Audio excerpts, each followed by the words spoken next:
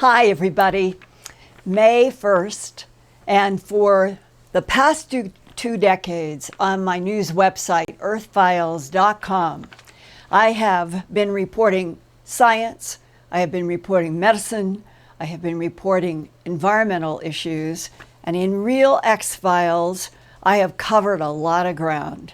It has included and still is evolving and ongoing because Earthfiles in my reports and news and this Earthfiles YouTube channel, I would like to have be the center of my reporting universe now, and that the subjects that I have covered, and you go and look and there's almost 2,800 reports there now.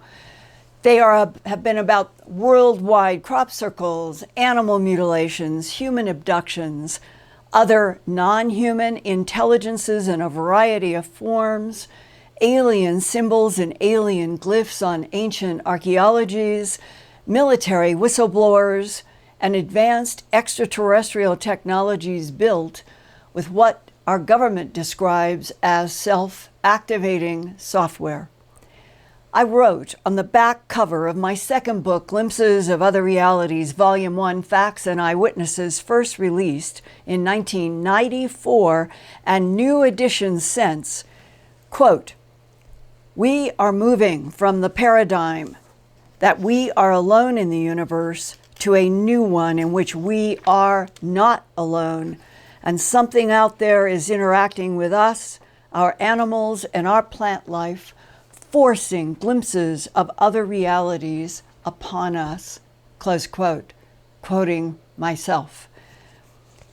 And at last, I feel there are really, truly cracks in this planet's concocted policies of lies and denials that have been enforced by political and military power brokers for decades, centuries. The cracks are building up to telling the truth that we are not alone in this universe, and the cracks keep widening as more and more mainstream media are featuring straightforward articles about other life and even other dimensions and other timelines in the cosmos. Even the head of Harvard University's astronomy department, Avi Loeb, has written several papers about his conviction that the long, strange object called Oumuamua that came near our sun and solar system was, in fact, an extraterrestrial craft. Oumuamua was first discovered by the Pan-STARRS telescope in Hawaii on October 19, 2017. After it made a sudden hairpin turn as it approached Earth, it accelerated from around 57,000 miles an hour to 97,200 miles an hour on its way out of our solar system, without any explanation for that extreme acceleration, except that Professor Loeb at Harvard has hypothesized in papers that Oumuamua was truly an interstellar craft, perhaps checking out this solar system and our Earth. You can read reports about this at my Earthfiles news website. All you have to do is go there to www.earthfiles.com and then type in the search bar Oumuamua, Hawaiian. It is spelled O-U-M-U-A-M-U-A, and you will find some fascinating reports at Earthfiles about this strange object. Now, more and more mainstream media are doing straightforward reporting about the growing mainstream physics questions. Are we humans in a holographic universe, or one of many universes, many dimensions, and many timelines? Recently came this headline in The Conversation and the Griffith Report: "Why the idea of alien life now seems inevitable and possibly imminent." I think it is probable that Earth's human future, many are neutral and some are outright hostile, and that is according to military insiders and remote viewers who have worked for the Defense Intelligence Agency, the Central Intelligence Agency, and other agencies trying to understand what is out there in our universe that seems to be based here in our solar system and has been interacting with our planet Earth for literally millions of years. That is why I think that we need honesty from our government about who, what, why are we dealing with on this Earth in the alien presences that our government has known about through retrievals of aerial craft and non-human bodies, both dead and alive, since at least the early 1940s. And one of the U.S. government's most important documents that I have ever seen about different types of non-humans and their technologies is this SOM1-01 MAJESTIC-12 Group Special Operations Manual entitled Extraterrestrial Entities and Technology Recovery and Disposal, Top Secret Magic Eyes Only, published by the U.S. War Office. That was before we had a Department of Defense in the Pentagon.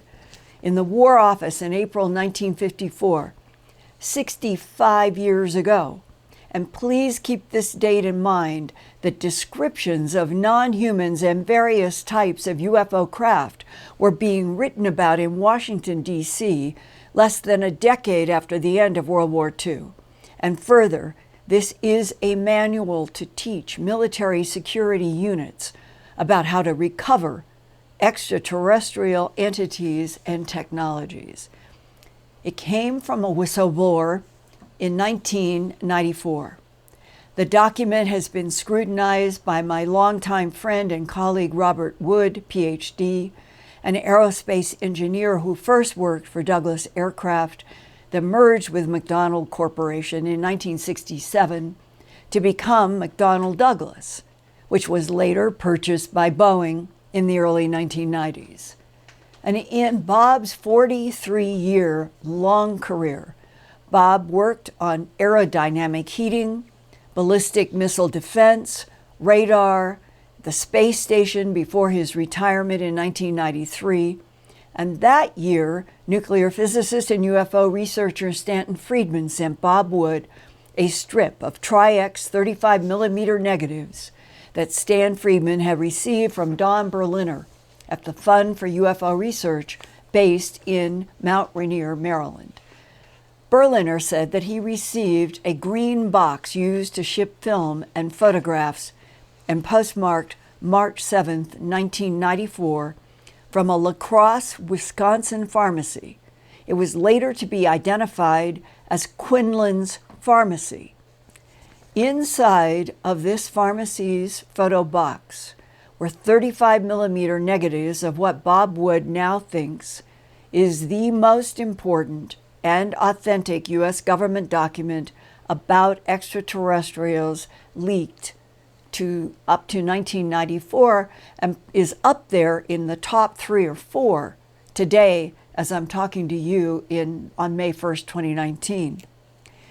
Bob Wood processed the negatives and eventually assembled each page into what it must have looked like when first printed in the late 1940s to early 1950s.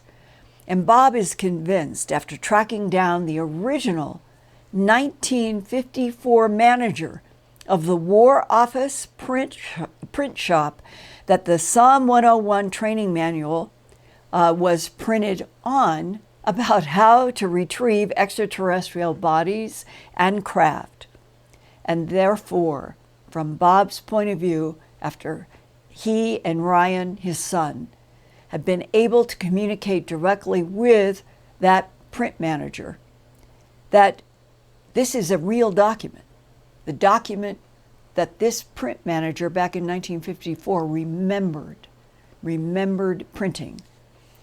Tonight, I want to concentrate on 3 sections and then share with you a discussion that I had last night on the phone with a man whose father knew that at least 2 extraterrestrial bodies were stored cryogenically at Wright-patterson in the late 1940s.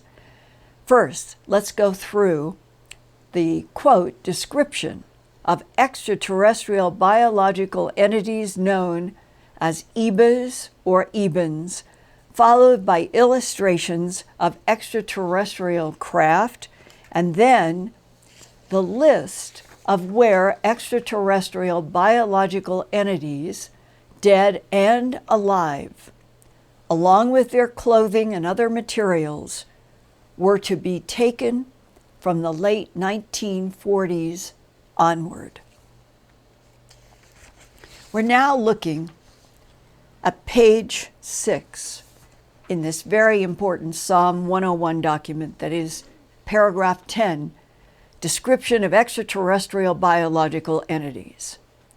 Examination of remains recovered from wreckage of UFOs, and that was an acronym that was used in the late 40s and early 50s in documents, UFOBs, UFO objects, indicates that extraterrestrial biological entities may be classified into two distinct categories as follows.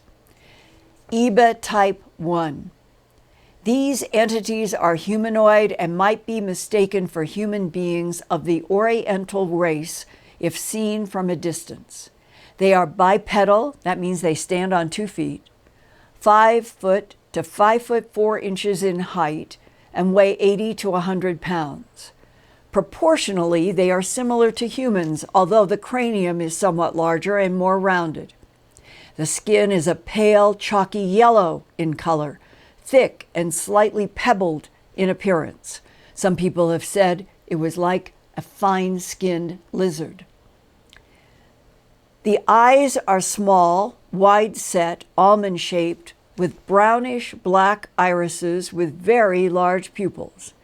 The whites of the eyes are not like that of humans, but have a pale gray cast. The ears are small and set low on the skull. The nose is thin and long, and the mouth is wider than in humans and nearly lipless. More like a line is what everybody says. There is no apparent facial hair and very little body hair, that being very fine and confined to the underarm and the groin area. The body is thin and without apparent body fat, but the muscles are well developed. The hands are small with 4 long digits, but no opposable thumb. The outside digit is jointed in a manner as to be nearly opposable, and there is no webbing between the fingers as in humans. The legs are slightly but noticeably bowed, and the feet are somewhat splayed and proportionally large. Now, EBA Type 2. These entities are humanoid but differ from Type 1 in many respects. They are bipedal, standing on 2 feet, but these are smaller, 3 feet 5 inches to 4 feet 2 inches in height, and weigh 25 to 50 pounds.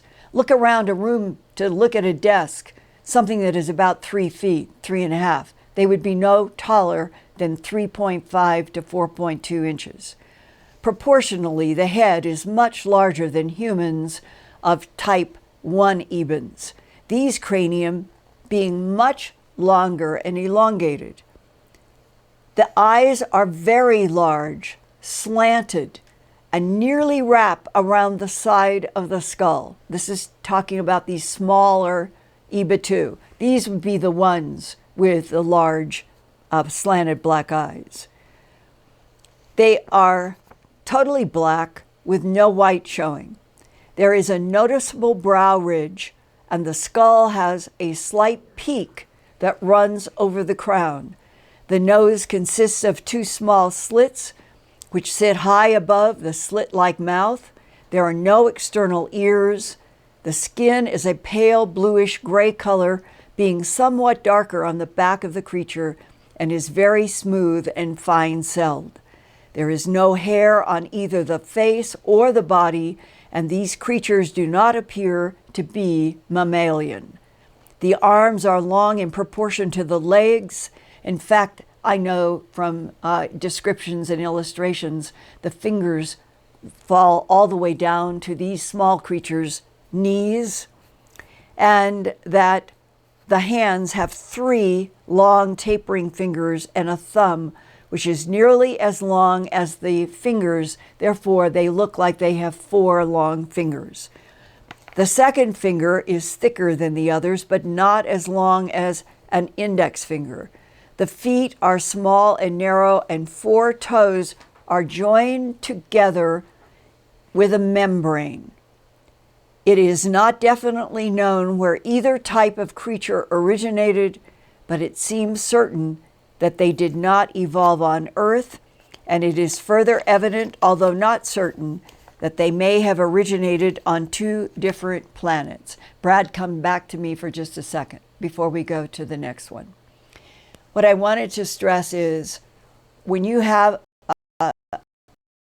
in the cattle mutilations, in the scenes, I've seen photographs, were little prints that went round like this and came back like an ice cream cone. Ranchers and sheriffs have said it looked like little ice cream cone prints in some places of animal mutilations. I think if you take the impressions in dusty soil and you apply those words of skin around what would have been toe bones coming back, that it could be that what was at those mutilation sites is exactly like EBA type 2 in the SOM1-01 document for the War Department, having to do with extraterrestrial biological entities retrieved by our military. Now, let's go to the next slide. This is very important. This is what was operational in 1954 as the types of craft that our government was gaining knowledge about, that included in the upper left 3 types of discs, sort of lens-shaped, and then to the right, it is what, if you were looking down on one, it would be circular. The lens would be thinner, and then that's what the disc would look like.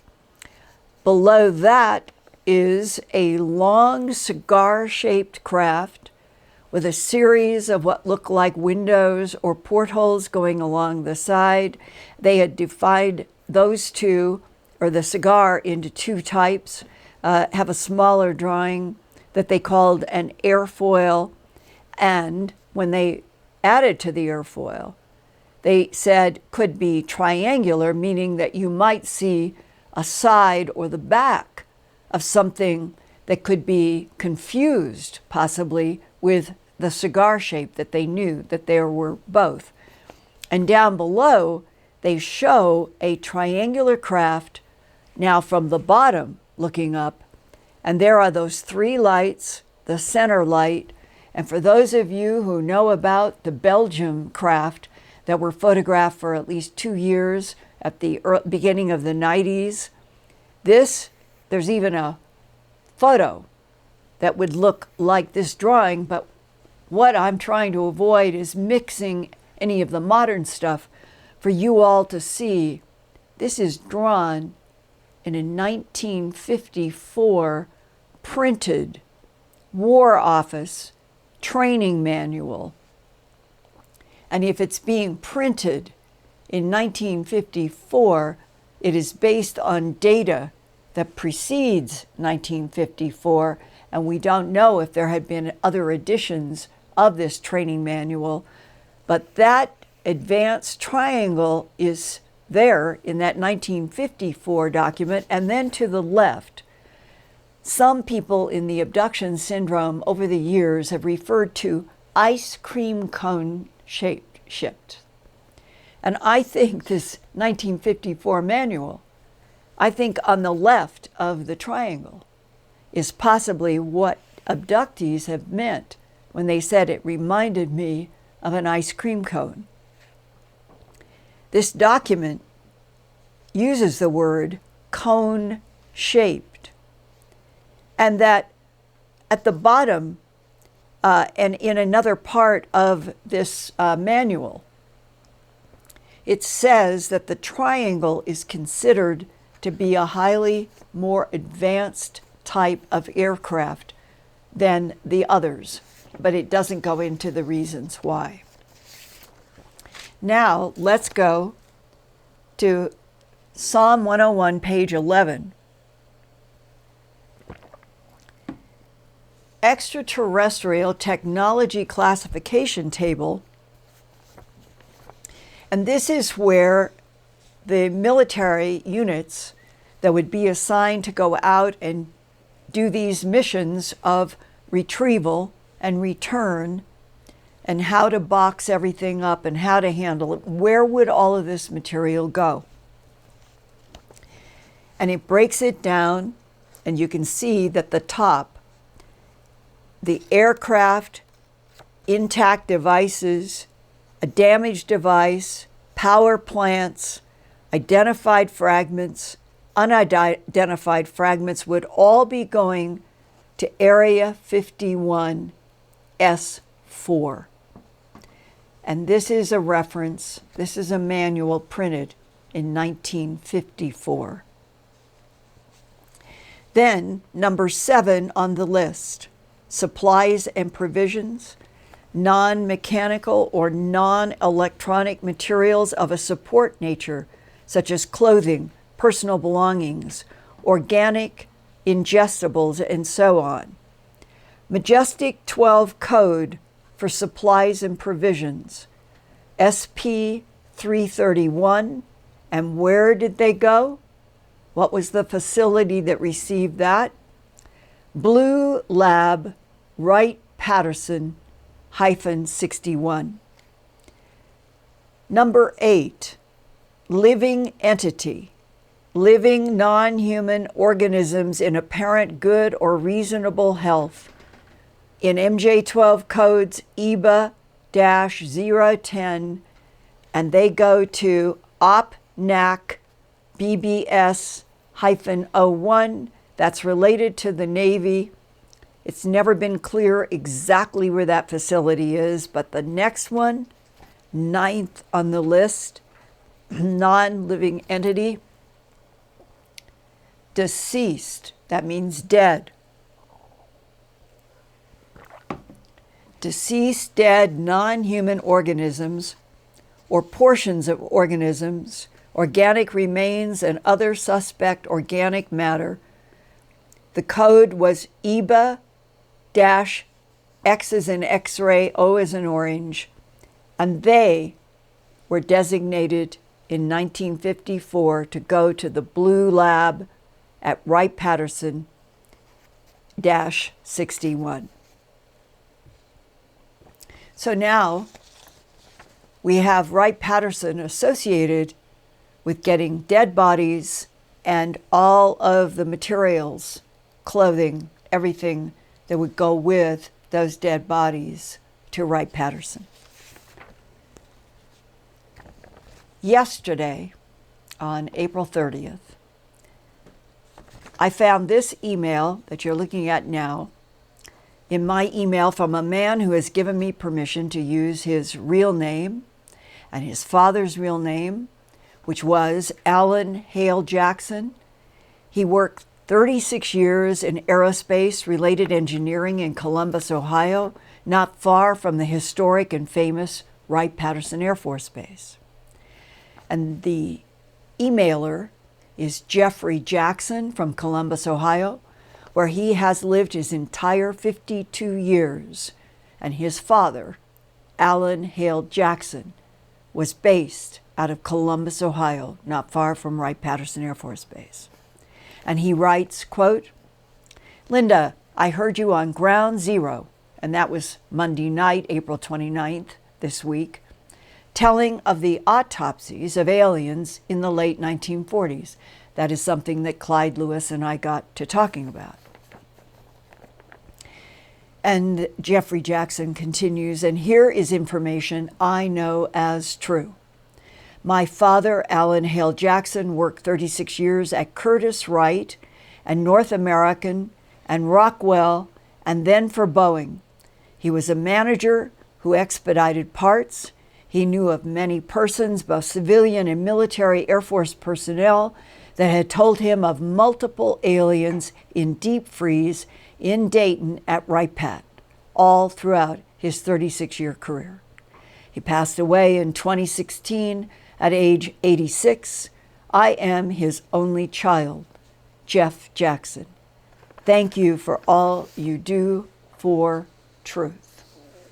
And now I'm going to play for you Jeffrey Jackson talking to me last night on the phone about his father, Alan Hale Jackson, having firsthand knowledge from a flight surgeon called in to consult at Wright-Patterson Air Force Base in 1973 to 74 about two gray-skinned extraterrestrial bodies being preserved at Wright-Patterson, consistent with the SOM1-01 manual, and that there was a characteristic or lack of characteristics that was baffling to everyone dealing with them, and they had called in a flight surgeon.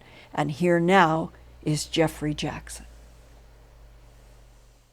At the age of about 8 in 1976, my father had been employed at Curtiss-Wright starting in 1952, and at age 8 he started to discuss the aliens that were in deep freeze at Wright-Patterson Air Force Base. Where were you? What time was it? How did this conversation begin? Every day my dad would work nights, and then when he would get up in the morning, he would go out into the backyard and kind of like toss the ball with me after school because he would have to go to work at 6 p.m. And we were on the back porch, and he had told me that there were some things that he had learned from a doctor in the Air Force that he had been kind of acquainted with about the beings being stored there at Wright-Patterson Air Force Base.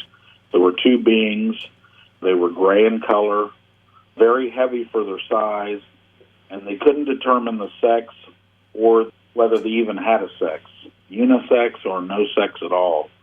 And that's why this colonel was telling my dad about it at Rockwell. And what was your father doing at Rockwell?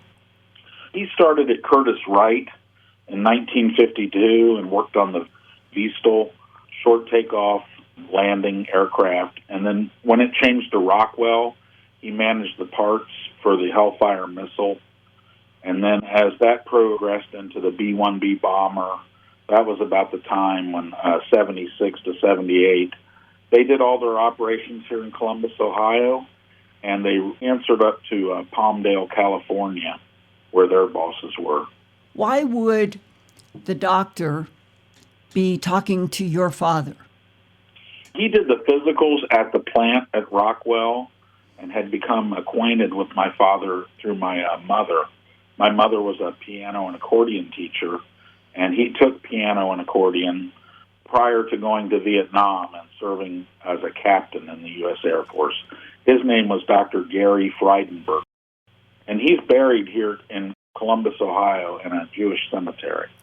He was a captain in the Air Force that went to Vietnam, and then he was called in to Wright-Patterson to do some consulting on how to handle the bodies and how to care for them. He was brought in to determine what the sex was and how to best preserve them. They were in some sort of liquid ice fluid, as my dad described it, which I believe now maybe could have been like cryogenic fluid or liquid nitrogen. They were very small but heavy for their size. And did anybody determine why? I'm not sure. Do you remember your father talking about the details of them? They were gray in color. They had no eyelids. They seemed to have some sort of uniform on, but they couldn't tell their male or female characteristics. And did they talk about the possibility that these were clones or hybrids or androids? Not to my knowledge. And so troops and military units, special ops, that could go out and retrieve craft and bodies.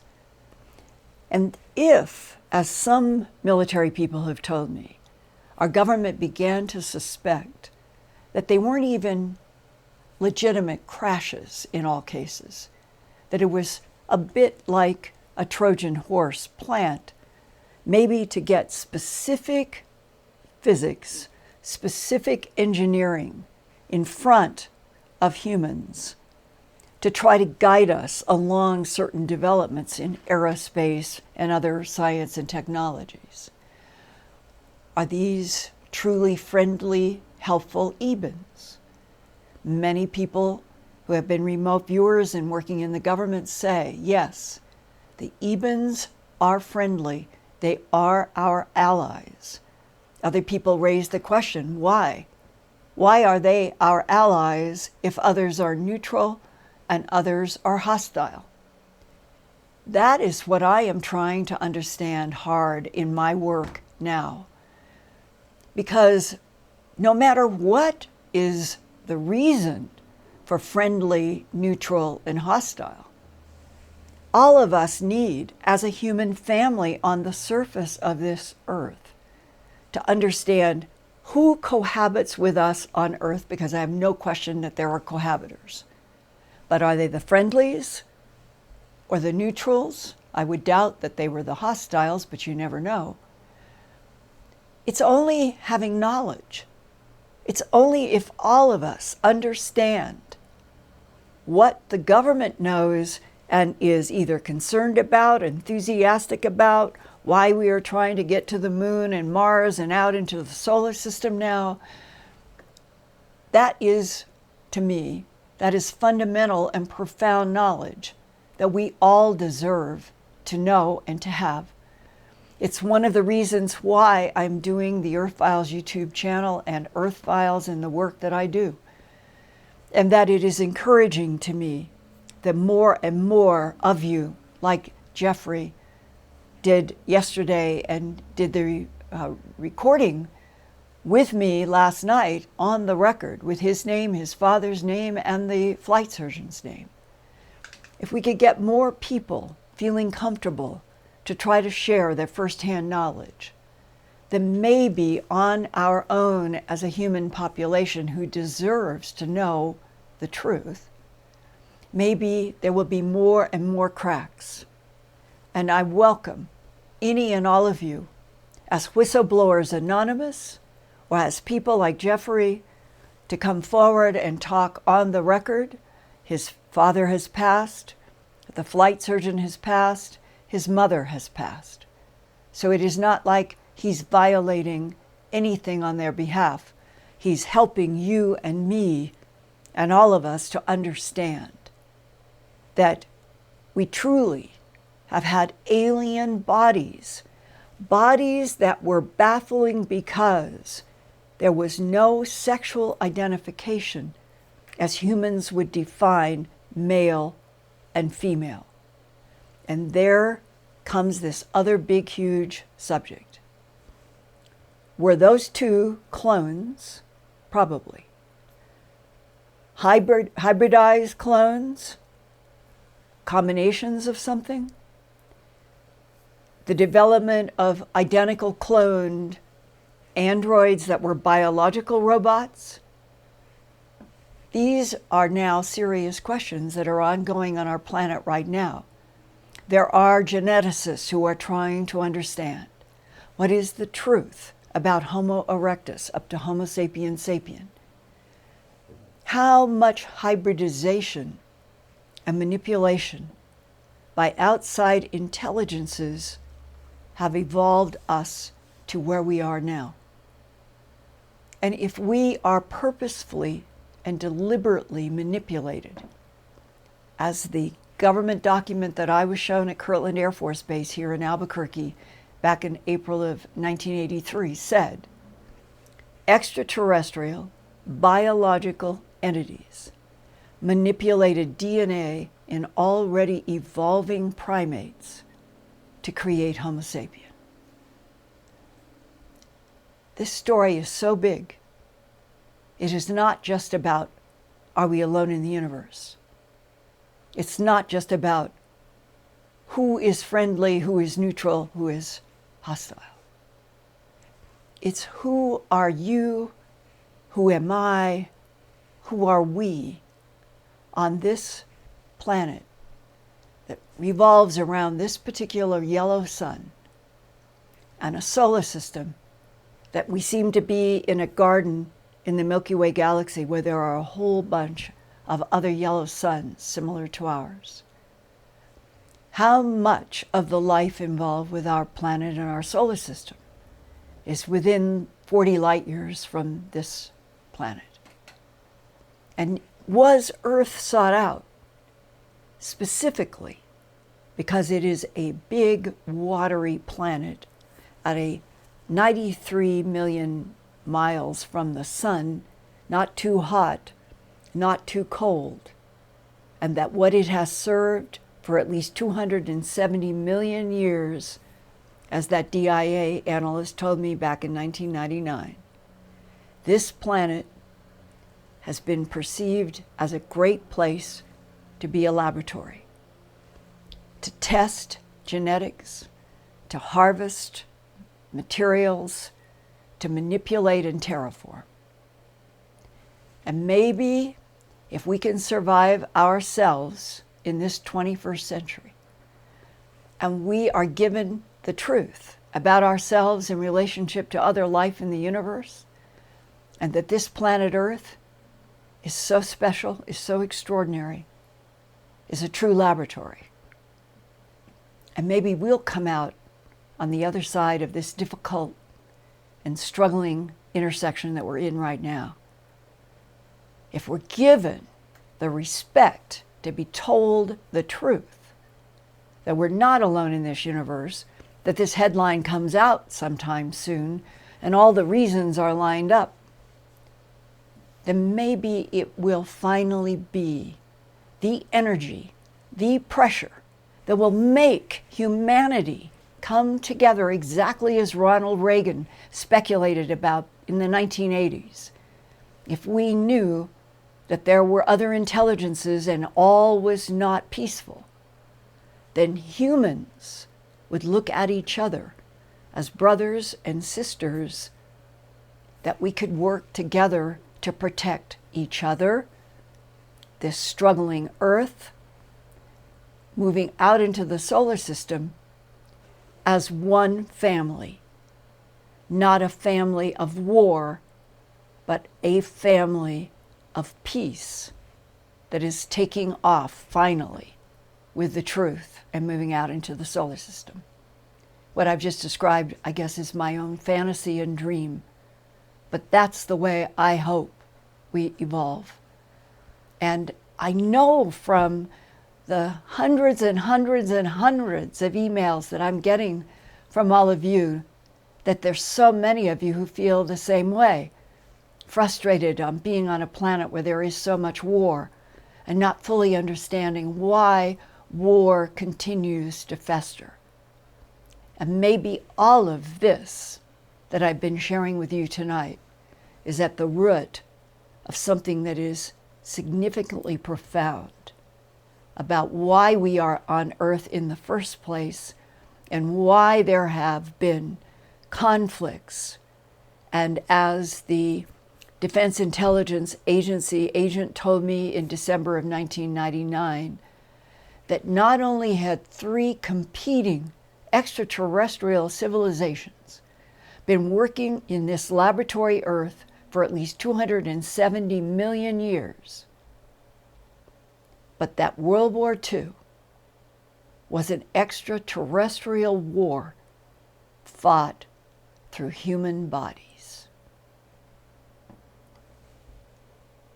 May God in the divine field help every human consciousness to get past being manipulated by forces and intelligences we have neither understanding of, nor are they in our daily lives, but they may have more to do with what is happening on our planet than anything that we see in news headlines. And so, let's keep coming together at my Earthfiles YouTube channel. All of you, please keep telling everybody you know to keep subscribing to the Earthfiles YouTube channel so we can keep growing and growing as a voice, hopefully, as a worldwide voice on this planet. And that I would like to throw this now to dear Lori to see what kind of questions that you all might have tonight. Of course, but the first thing I would like to mention is a big thank you to all of the amazing super chats that we've received today. Oh, thank you. Thank you so much. And the thousands of comments about how amazing your shirt looks. Thank you so much. This really is kind of wonderful news to me, because I wondered if I should wear something that had stripes in it. This is probably my most favorite dress-up blouse, and wearing it tonight, I really do like it. And I'm so glad to hear that all of you do. And I will now wear it again without hesitation. I thought you would like to hear that. Yes. So here is our first question. Linda, why are we pushing so hard to get back to the moon? Yes. Okay, this is a personal opinion based on a lot of off-the-record discussions. And part of the off-the-record discussions is another Navy SEAL, not in my videos. Brad and I are working very hard on part 4, by the way, which we will be screening this month of May. This is another Navy SEAL who, because of my work, because I have been reaching out to other whistleblowers, let me know that what Spartan 1 has told me in my backlighted voice alter video from his point of view is quite accurate about Antarctica, and that he also knows that inside of our moon are alien artifacts, alien technologies, and that most likely our moon has been useful and used like an instrument, like an observation instrument, by non-human intelligences for millennia. It might be that the signal now, the development of the Space Force, the rush to get to the moon, the rush to get to Mars, I hope is part of what the other Navy SEAL, not on video, reinforced for me. He said, we do have allies that are helping us. And that if we have allies, it may be that there is some stake by the allies in helping humanity get past this difficult hump in the timeline of the world. And the difficult hump is getting over centuries and centuries of conditioning by conflicting forces that have made us think that we are the only life in the universe, and that there was something to be gained. There was vested interest in keeping humans dumb and blind about our universe and our role in it and our relationship to other life forms. That secrecy, being hidden from us, has served the non-human intelligences too when they wanted it. So maybe what is happening is that we have enough help now that whatever else is out in the universe, that we now have confidence that we can go back to the moon, we can have bases, we can stay on the moon, we will have humans all working there full time in maybe some kind of cyclic rotation with Earth. Others have told me that that has been happening for a long time, that at least since the 1970s, that we have had rotational missions that have been based in some kind of a mission base on the moon, and that that is related to why we want to get to Mars. And that is related to the still unproven, but described by several people to me, that on Mars, in the northern hemisphere, in Cydonia, where there is that big carved head, it is not a trick of light and shadow, as NASA tried to convince us from the Viking photo. That is a big carved head. Is it of Anunnaki? Is it of humanoids from some place in the 40-year light-year zone around us? Is it from someplace further? Who exactly is that big, large head with the big pyramid? There's no question from other people that I've talked to, our government has known all along that structure. Do we know precisely who is behind that structure, who made it? And then what about John Brandenburg's hypothesis as a nuclear physicist, that there might have been 2 hydrogen bombs 1 million, 2 million, 3 million years ago in one of these extraterrestrial conflicts that had a compression wave on Mars and destroyed a lot of Cydonia? If that happened, as John Brandenburg in his book Death on Mars said, we would be going to Mars for archaeological dig purposes to look for the civilization that was there 1 million, 2 million, 3 million years ago that might have been defeated or stunned or killed or whatever happened by something that came and hurt Mars. All of this is in the category of science speculation, philosophical speculation, observational speculation.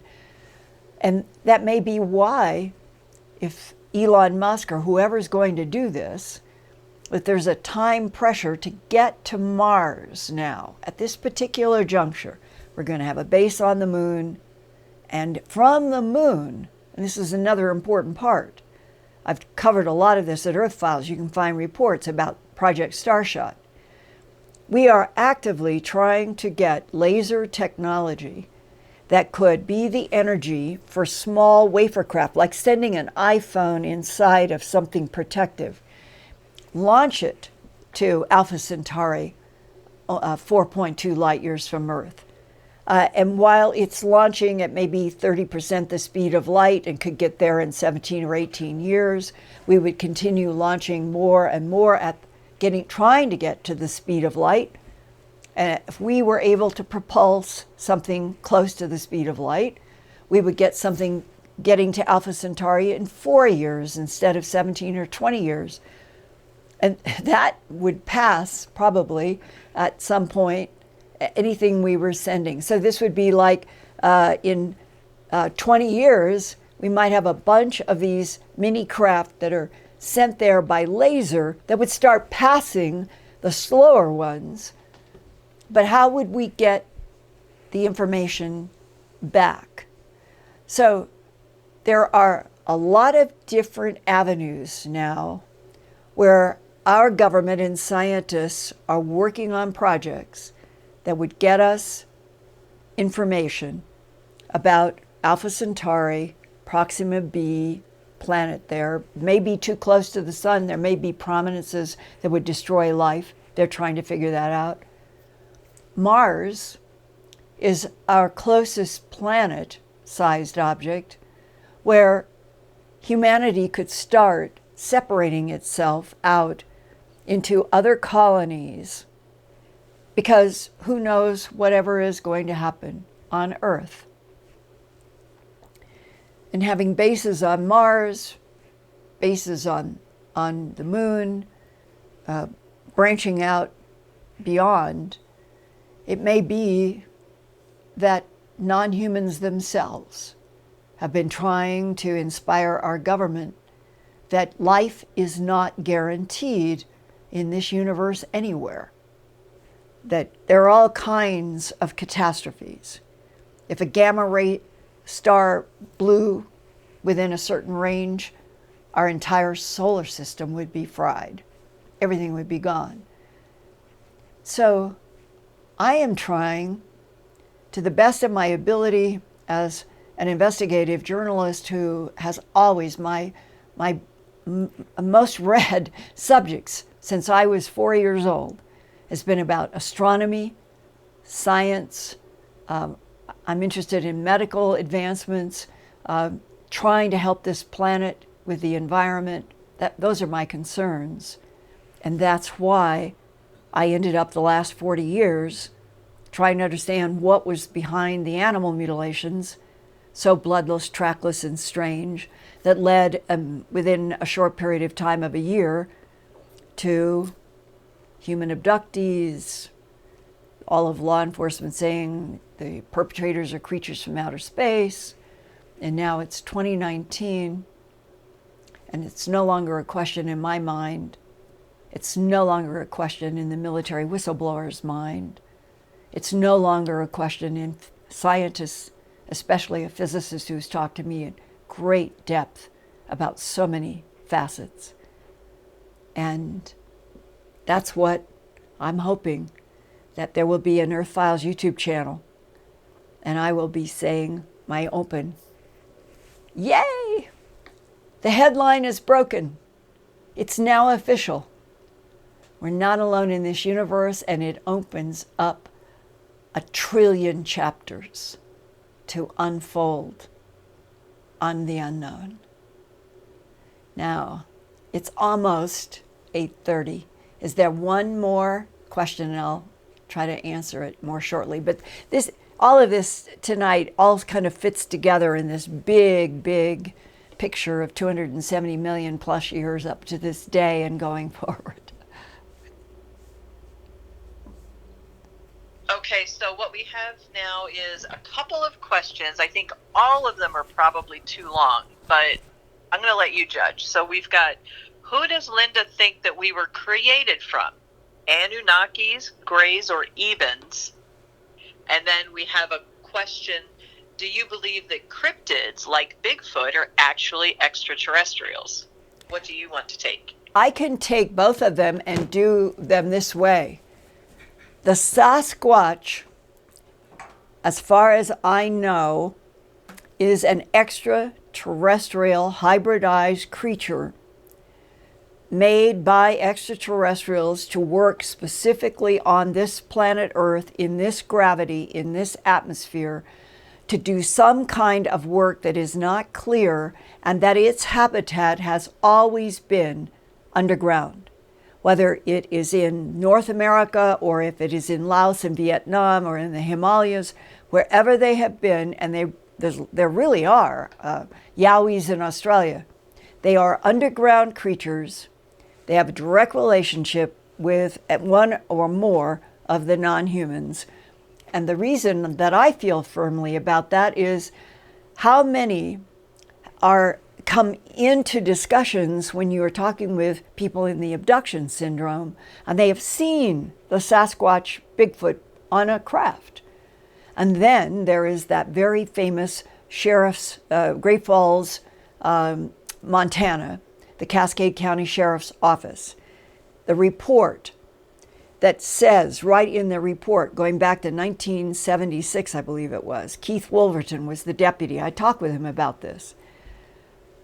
A rancher calls up the sheriff's office and says that he was going out hunting, had a .30-06 rifle, comes around on the path. Standing in front of him is this, he thought, at least 8 foot, maybe taller, reddish brown, and he called it in the report a gorilla.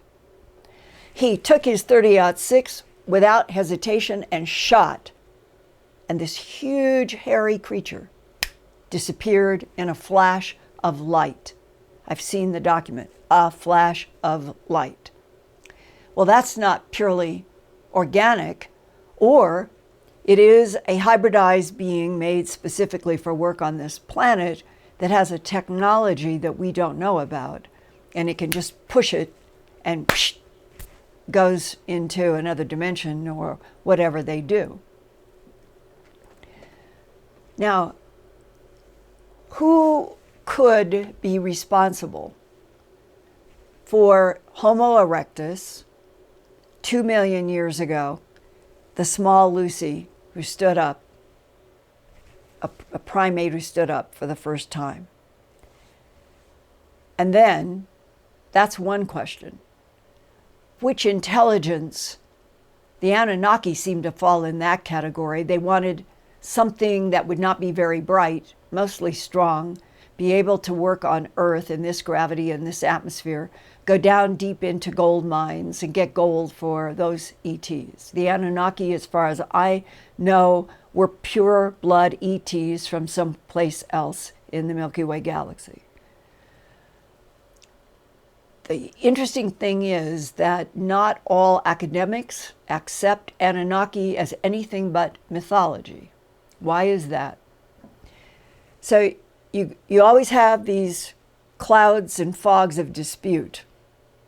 My guess is that the pure blood humanoid Anunnaki, maybe with a reptilian blood, not known for sure, are the ones who needed worker bees on this planet, and that's how Homo erectus came about.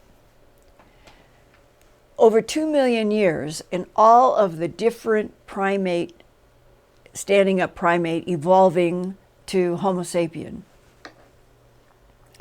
there was a man in the government who told me that when they were finally able, through Project Sigma, to communicate telepathically with the gray Ebens, with intent, meaning Q and A, and they could do it successfully, that one of the puzzles to the Eben that it expressed to whoever in our government was doing the telepathic Q&A was the gray being said that they didn't understand why there were so many different types of humans on the earth when they had been involved in only one particular experiment.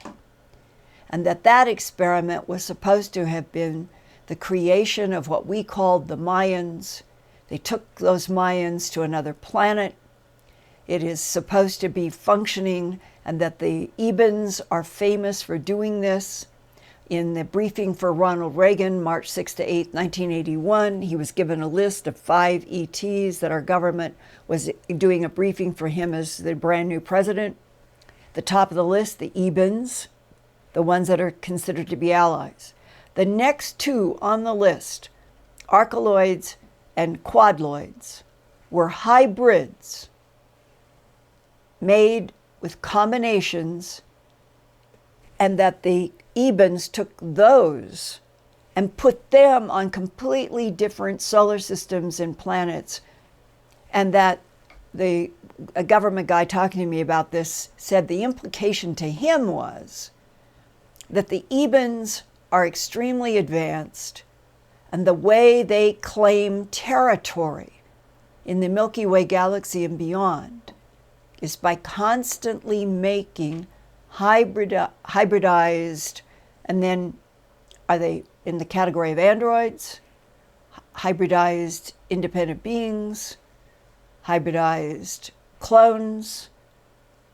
That you can keep subdividing, but that they make different life humanoid forms with different levels of intelligence for different planetary systems, extending the Ebens territory throughout the Milky Way galaxy and beyond. And I can grasp the strategy that in a universe that is 13.8 billion light years in age and expanding so fast, that you can imagine if you're advanced enough to move point to point, bend space-time, go wherever you want, that you might not want doing that, and you might just continue creating all kinds of hybrids to put all over the garden of the Milky Way galaxy. and that simultaneously claims your territory. These are the kinds of things I hope. Wouldn't you like to see 6 o'clock news breaking and a panel not about human politics, but a panel of non-humans working through translators and people we could trust who would start telling us the truth about what is the original panspermia planting of the double helix spiral DNA on planet Earth by who? And then, who came in what succession, over what timeline, mixing and matching genes of all sorts of life forms. And then, extraterrestrial biological entities manipulated DNA and already evolving primates, Lucy, Africa, to create Homo sapien. That's you, that's me, that's all of us. So how many on Earth now are someone else's hybrids? And what difference does it make? Because we are on a planet where we have got to learn who we are and to work and live together, or we may not make it into the 21st century. And on that note, I'm going to say goodnight. I'm just wonderful to have all of you here, and I look forward to next Wednesday.